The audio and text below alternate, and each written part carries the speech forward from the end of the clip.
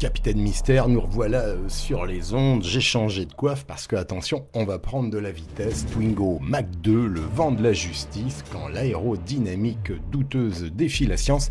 Il y a des véhicules faits pour la vitesse. Vous connaissez la Formule 1, les Ferrari, bien évidemment, et puis aussi la Twingo, bien sûr. Dimanche 18 janvier, c'était il y a de cela une dizaine de jours, dans le Gard. C'est une Twingo qui a été flashée, effectivement, à 168 km/h.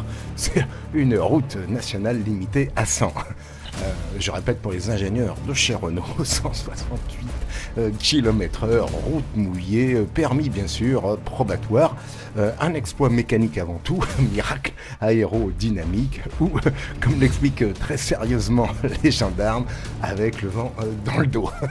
C'est comme ça, le bolide improbable, la scène est belle, hein, une petite Twingo, un moteur qui fait ce qu'il veut, et une jeune conductrice qui croit, l'espace d'un instant, que la gravité est optionnelle. Voilà, 168 km/h, ce n'est plus un excès de vitesse, c'est une tentative de décollage. Voilà, et surtout, quand on rappelle les détails, permis, bien sûr, depuis un an et demi, route mouillée, visibilité incertaine, et une voiture conçue à l'origine pour se garer devant une boulangerie. La gendarmerie, Jean Bafouille du Gard, pleine d'élégance, parle d'un bolide. Le mot est généreux, très généreux.